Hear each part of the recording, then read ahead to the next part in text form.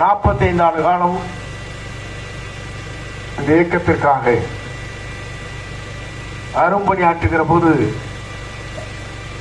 ஒரே மணித்துறையில் என்னை உறுப்பினராக கூட நீக்கப்பட்டார். இது தமிழகத்தின் வரலாற்றில் நடைபெறாத ஒன்று. அரசியல் வரலாற்றில் யாரை அடையாளம் காட்டினோன்னு அவரெல்லாம் இன்றைக்கு இந்த நிகழ்ச்சியை நடத்தி இருக்கிறார் என்பது உண்மையிலேயே வேதனைக்குரிய ஒன்று மட்டுமல்ல. இந்த இயக்கத்திற்கு நான் உழைப்பு என்பது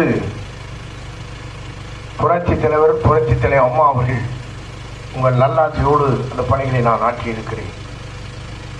இன்று நம்முடைய தமிழக வெற்றி கழகத்துறை தலைவரோடு இணைந்ததற்கு பிறகு ஒரே மணித்துறையில் என்னை யார் என்று கூட பார்க்காமல் அடையாளம் காட்டியவர்களை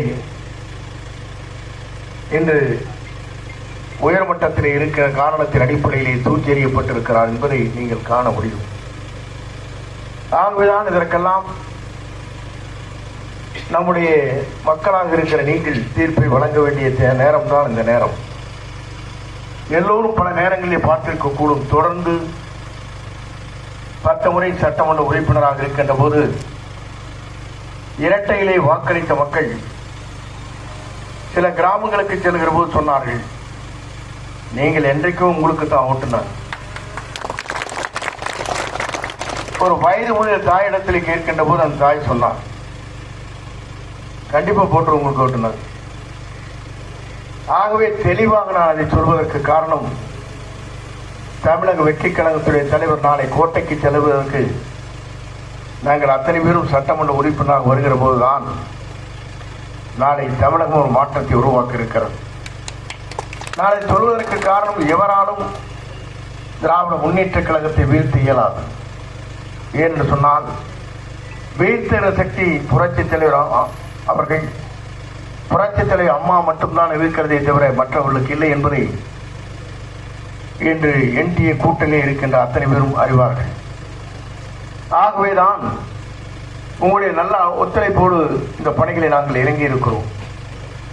இன்றைக்கு டிவிகேவுடைய வெற்றி தலைவர் நேற்றைய தினம் திருச்சிக்கு வருகிற போது நானே வியந்து போனேன். ஏனென்று சொன்னால் மக்கள் ஆர்ப்பரித்து வருகிற கூட்டங்கள், அதை காண்பதற்கு இளைஞர்கள், பெரியவர்கள், தாய்மார்கள் ஏறத்தாழ 1,00,000 பேர்கள் நாங்கள் அழைக்காமலே வந்த காட்சியை நான் காணுகிற போது அவருக்காக கொடுக்கப்படுகிற வரவேற்பு, அவருக்காக நாளை ஆட்சி மாற்றங்களை உருவாக்க வேண்டும் என்பதுதான் மக்களுடைய கனவாக இருந்து கொண்டிருக்கிறது.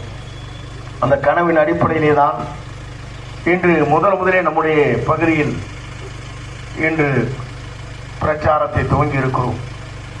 அம்மன் திருவிழா உங்கள் நல்லாட்சியோடு நாளை தீர்ப்புகள் வழங்கப் போகிறீர்கள்.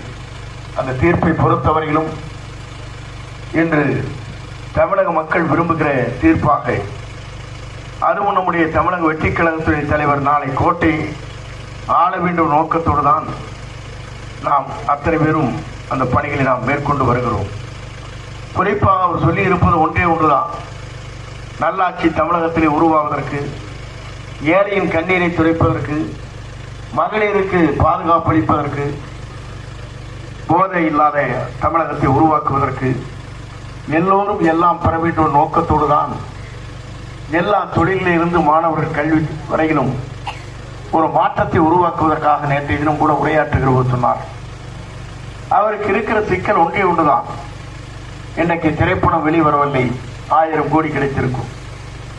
அதே நேரத்தில் இன்றைக்கு சிபிஐ மூலமாக கரூர் நிகழ்ச்சியில் இன்று 3 முறை டெல்லிக்கு சென்று தன்னை அழைத்த போது அதற்காக கேட்கின்ற கேள்விகளுக்கு பதிலளித்து விட்டு வந்திருக்கிறார்.